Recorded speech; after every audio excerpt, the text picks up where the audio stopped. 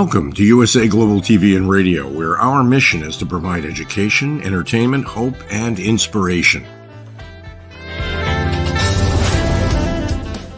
USA Global TV and Radio connects you with experts and audiences all around the world every single day to help you succeed in business and to live a richer life. Visit us at usaglobaltv.com to learn about career and life-changing training and mentoring programs like the Listening Mentor. Subscribe to our newsletter to stay informed about our special programs and offers. Discover how you can become a guest on one of our shows or a host or producer of a USA Global TV and Radio show of your very own. That's USA Global TV and Radio, where the doctor is always in.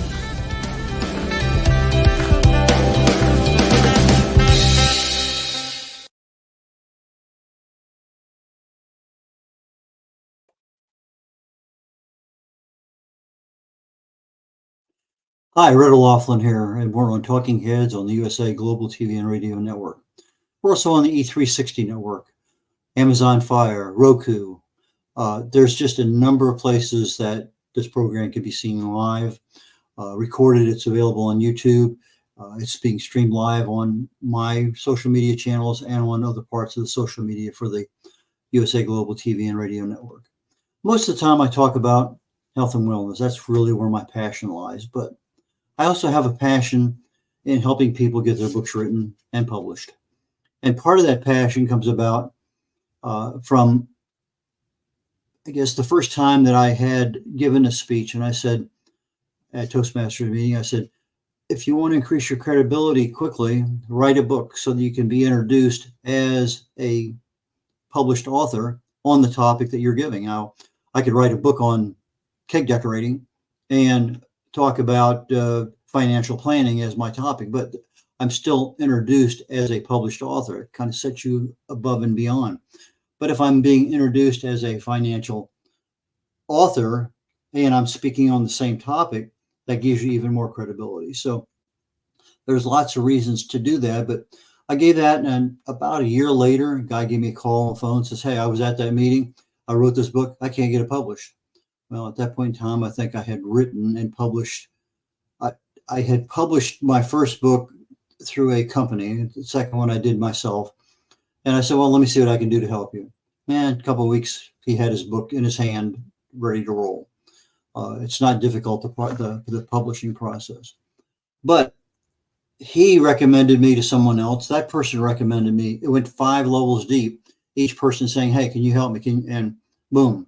All of a sudden, I'm looking at it and it says, I got to sell a lot of books to make the same amount of money that I would make publishing a book. So I still help people get their books written. But from a publishing perspective, the cost of that and time involvement is totally different than spending weeks or months helping somebody get a book written. Anyway, so today I decided, let's just go ahead and talk about book writing for a while. It's been a while since I covered that subject, probably quite a while, actually. And there's a lot of people out there says, you hear, you should write a book. And the book writing itself is fairly easy. There's actually probably the easiest part of the whole process is book writing. But when it comes down to actually getting something that's usable for other people, that involves some other skills. But why do people write books? Why do people want to write a book? Well, some of the standard answers are legacy, money. They want to help change lives, help others. Sometimes they want to document personal accomplishments. Sometimes they want passive income. Some people are just natural storytellers, and that's part of what they want to do. They want to be famous. They want to be known. They want to be rich. Sometimes all they want to do is share a message or give value to people. So there's a lot of reasons why people can write a book. The books are basically written to persuade, to inform, and to entertain. And you might find all 3 of those in one book. But if you look at whether it's a young adult romance, that could be entertainment. If you're looking at how to do something, well, obviously it could be an informational one. if you're looking at other things. So persuade, inform, entertain are the primary reasons why people write books. But why should they write a book? I think that's even more important. Usually I get a call from somebody and we'll start out talking and I'll ask them the question, well, who's your audience? And anyone. Well, if anyone is your audience, that means that guy that's under the freeway overpass really wants to buy your book. No, there's a much smaller audience than anybody, and that's sometimes hard to come to grips with, because you may have a topic that could literally help everyone, but that's not your audience for your book, even though it may seem like it at the time. But I think the authors that I see that are a little bit more successful than I just want to write a book, I want to be rich, and it goes out for everyone. Uh, Generally speaking, if you want to establish credibility, increase your audience, and share some value, if you are in those categories and you want to persuade, inform, and entertain, you'll probably be a whole lot more successful, because credibility goes a long ways into how people assess you. If depending on what kind of network you have, being able to increase the size of that network obviously is very, very important. And to share value with people, because that's what people are going to tell others. I read this book, or I saw this guy on YouTube, or whatever it may happen to be, and all of a sudden you're going to have additional credibility that you never even knew you had. So how does a new author get started? Well, generically speaking, if you go to Google and you add it up, it says, well, you decide what you want to write about. Then you research your topic and outline it. Use a writer's guide, get the right software, write the first chapter, create a title, get a cozy writing space, set some goals. But yeah, generically that might work, but I can tell you from a lot of experience that it doesn't work as well as it seems when you just read out, well, research, write, whatever. My thoughts are just a little bit different on that. If I'm going to have somebody write a book, then is writing your thing. And I have a brother, very well educated, and we go there and I say, hey, think about writing a book. He could easily write one, but he has no interest in it. That's not what he wants to do. So you have to have some level of interest in writing. Now, can you do an audio book? Absolutely. It can be talked out just like we're doing right now. You can have a video book, just as easy. I put out a missive the other day on social network with my great-grandson, and I said I'm in the process of evaluating having some kind of, well, initially my thought was to have a book so that when he turns 15, 16, here, boom, here's a book. Here is everything you ever want to know about your great-grandparents, whether we're still alive or not. But then I started thinking, is that the audience? My audience right now is one person, but that person, as he grows up, the ability to have a written book in your hands is probably not going to be the norm. So I said, well, maybe I need to get on a video platform and record it. So I'm saying, hey, Leon, that's his name. This is your great grandpa, this umpty, and just kind of go and talk about things in my past, and have my wife here, so great grandma's here too. And we do a series of videos. That might be a better way of reaching that particular audience. So now, as you're looking at things, I tell people, research your competition. They're the ones that are taking money away from you, because you have a topic, they have a topic, it's the same topic. What do you have that is better than what they have? So research your topic is critical, but not necessarily from the research your topic from the generic Google search. So I want to look at, what are you passionate about? If you have 15 chapters in your book, most generic helps to start with chapter 1. Well, I tell people, start with the chapter that you're most passionate about, because that's the one that you're going to do. It's the one that's going to lead to a higher comfort level with the other ones. So that is very, very critical. They tell you, get a title, create this, get a good writing. It's whatever you have at the time. I'm going to talk about down the road a super simple, easy way of taking a fairly complex topic and condensing it down where it makes a lot of sense. But when you start having that passion to write something or verbalize it or videotape it, it's going to come out. And maybe what your book is a compilation of YouTube videos, a compilation of blogs you've written, a compilation of a lot of things, podcasts that you may have done. So there's just a lot of things out there that can be done. And it's also critical that you want to make some money, but I'm going to tell you right now that new authors generally don't sell 100 books.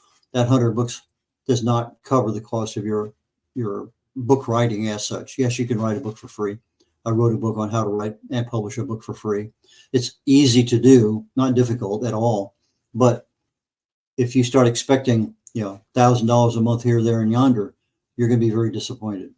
So, but depending on what your passion is, let's say that you're a cake decorator. Well, being able to describe cake decoration with some illustrations might be easy, might be a better book in video form. But if I'm a cake decorator, my audience is very small, say, versus an app designer, somebody's designing apps for something.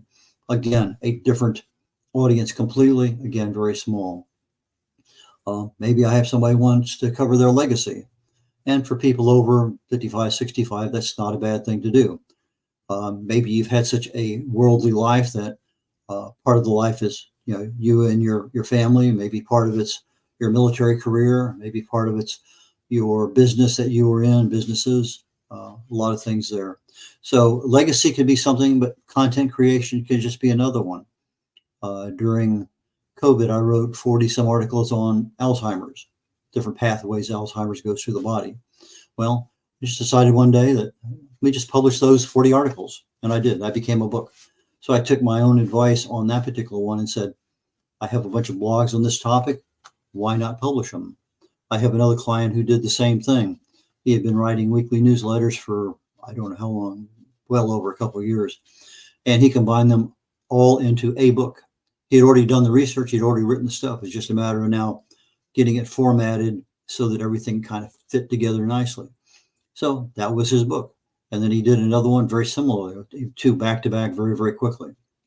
So the content creation gives you the breadth in order to take and publish a book, 2 books, 3 books. So there's a lot of things in that. I have over 1,000 original content articles on LinkedIn. I've been a writer most of my life. It seems like I can't remember when I didn't write. I remember going to a remedial class because I flunked something in college and I had to go to summer school. And I got this teacher who they said was absolutely the hardest teacher at that college. Well, he was a pussycat for night students because he knew they all worked or whatever. And I learned a lot. I mean, just absolutely a lot about writing because we had to write every night. So there are things there, but I think is a very good way for people to begin writing a book because you have an archive of stuff that can be pulled from. Maybe you want to write a book on Made Easy, whatever Made Easy may happen to be, or some specialty topics. Maybe it's a cancer treatment, financial option, retirement in foreign countries. There's lots and lots and lots of ways to write books, but then when the rubber meets the road, is the book going to sell? Will it be successful? Well, if your expectation is to sell 10 books a month and you're very dedicated to doing that, over time, yes, you will be successful. 10 books a month may not be much, but it's a lot, especially for a lot of new authors. That's a lot of books. But expectations lead to happiness. If you set your expectations low, 10 books a month, okay, I only sell 5 this month. It's close. But if you say, I want to sell 100 books a month and I only sell 5, that's a bit of a disillusionment. So disappointment. So most authors will never sell more than 100 books. That's been pretty well documented. So if you start selling more than 100 books, consider yourself to be an exceptional writer. What is the cost of writing a book? Literally nothing other than your time. But that time could then be months or years in the actual process of getting that book written. So what is your payback on, not including your time, but just what is there? Well, you have cost for writing and maybe editing, developmental editing, line editing. We'll talk about that down the road. Ghostwriting is extremely expensive. buying an ISBN, proofing, cover art, marketing, advertising. All those things are a fairly high cost item. Somebody says, well, I can use AI and write a book. Yeah, not a problem. I do know some people who do it. I have known some people who they don't want to use AI for anything, but they want to just be a pure writer. Okay, not a problem. But if you write a book and you use AI, Amazon, Kindle are going to require you disclose that in the publishing process. If you used AI for the cover generation, for illustrations inside, for the text, they want to know that you used AI for that. And there's a little block there, yes or no. And that doesn't go into a lot of detail. But how can you write a book today? What would really help? Let's say you're a public speaker and you sell books at seminars. You could be selling books at seminars, events, on things like we're doing now. But for public speaker, it increases credibility immensely. If you are anybody in front of an audience, literally, whether you're a public speaker or not, you're in front of an audience because that's the nature of your business. Having a book in your back pocket really and truly increases everything. It's just, and you could be writing a book and it may not be on the same topic you're speaking today, but that's fine. You're a published author. It just kind of gives you a little check mark off to the side. I have one client. I was at a networking event and she says, does anybody know a ghostwriter? I put in a little chat box there, said, contact me afterwards. I'm not a ghostwriter, but I got to understand what she wanted. She is what they call an inspirational speaker. She's unique in the fact that she has no arms, very, very tiny arms. She was a thalidomide baby. Her mom was taking thalidomide back in the 60s in Germany. And she was born with no arms. That's a common birth defect back then. But she's a magnificent, very dynamic speaker. She had no book. The people who booked her says, do you have any books we can sell at the back of the room? And anyway, long story made short, I worked with her, coached her for about a year, got her books out, boom, done, and thank you very much. I have a guy approach me. He did a 6-month honeymoon back in 1964 and went to 16 countries in Europe and North Africa. He had ended up with over 120 pictures in there. We started out 800 pages. We got it pared down to 400 something, but his book was on a honeymoon that lasted 6 months way back when. And I thought it was very well done. How big is the audience? I don't know, but it's almost a legacy, or at least it's a semi-legacy in a very, very narrow perspective. I have a woman who wanted a cookbook. Okay. But she had special designs for a cookbook. She wanted her cookbook to lay flat, which means it had to have spiral binding in it. That's not a typical way you get the book done from Amazon. It's actually very expensive. But there was a fairly easy way to get that done. So she has her book. You lay the book out, at least flat, you can write on it. I have another author. She has about 300 website URLs for pumpkins. And she wanted a cookbook on pumpkins because that's her thing. So we got her book done, pictures, got everything done. And so that her specialty was not just a cookbook, but a cookbook for pumpkins. I have other ones that have done children's books, other ones that have done how-to compilation books, a lot of things there. I got a book, a customer the other day, a client. He has 4 generations of family moving from Missouri back during the Civil War to Texas. And he put it in storybook form. And again, it's a very lengthy book. It took a lot to get the thing down into the 400-page range. But it was a very, very detailed book of what happened to whom at that particular point in time. After the post-Civil War, or actually post-Civil War, pre-World War I, and everything in between, because most everything happened in his book between the 1850s and the 1920s. I ran into a guy actually at a roadside tavern. We were sitting around, I can't remember the details, but he came by and started up a conversation. And in 5 minutes, he says, I have a book I've been working on for 20 years. I'd like to get it published. So we talked about that. He was in Vietnam, had a friendly fire accident on the Cambodian border, wiped out half his crew. He spent almost a year in rehab. And he spent time writing the book, but could not get it published. Got the book published for him fairly quickly. About 2 weeks, he had the book in his hand. The one book on politics, guy had over 400 hot links of things that were pertinent. He had just, I'm going to say probably 300 footnotes. Very, very technical book. Again, and everyone had a playing card, just like you hear about the playing cards after Saddam Hussein. He had a playing card for each politician in the book, and so there's 52 of those plus a couple of jokers. I've done a couple of compilation books. I was an author compiled in with several others. I have books that I've written on weight loss, on subconscious mind, on various aspects of health and wellness. I just published my last book last month on a religious topic, something that I would never ever expected myself to write, but I did. So as I'm looking at things, I want to know, who is my competition?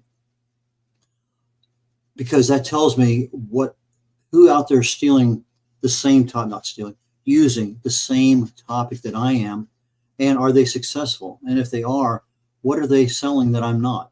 So I try to get my new authors to do a competitor analysis before they ever begin writing. That tells you who are your competitors, what kind of books do they have, what are their titles, how many pages are there, how big are their books, what genres do they write in, what are their categories, what does their table of contents look like, can I read any of their book in advance?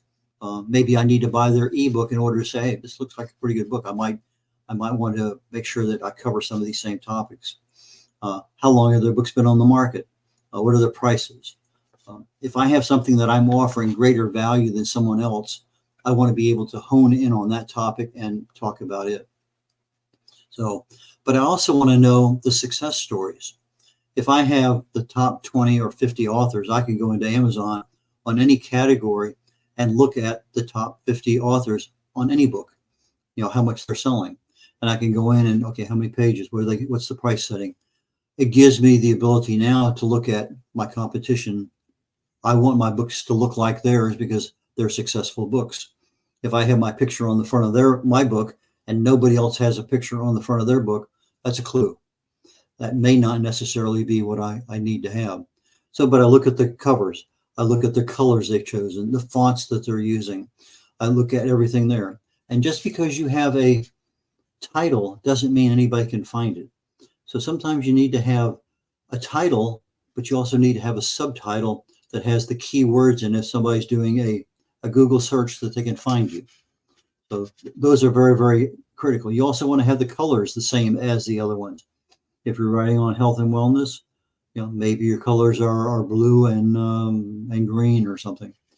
But take a look at what's there. If most of the book covers have more yellow and orange than something else, that's a clue. They've already done the research. People are buying those books. Your book should look very much like theirs. So if you find 3 books, get a copy of the cover page. You can do that very easily from Amazon. Send that to your designer saying, I want a book that looks like this. And that helps that part of it. So when you start looking at the top selling books, now you start off saying, okay, I know what this person is offering. I know what value they're giving. This is my value. It's different than theirs in these ways. And so as I'm marketing my book, I can talk about, John Smith over here has a book. Now I can even show his picture. And that we're going to talk about down the road because that's very, very important to identify your competitors. And so the books that John Smith has, mine is better than theirs because this is what I'm doing. And so you tell people, and they recognize that book, but they don't recognize yours. So you have a cover and you're saying, I also include this, this, and this. And you're doing that very honestly because you know what their book has. So with that being done, it looks like it's about time to wrap up today. The archives and YouTube for Talking Heads is available. Just go back, anyone you can search. We're going to be doing a topic for the next couple of weeks on how do new authors get started. And again, we can be found on E360 TV, on Roku, on Amazon Fire, on Zizzle, I forgot to mention Zizzle earlier, and on the USA Global TV and Radio Network. So Red O'Laughlin here signing off for this week, and I look forward to seeing you all next week. Take care. Bye now.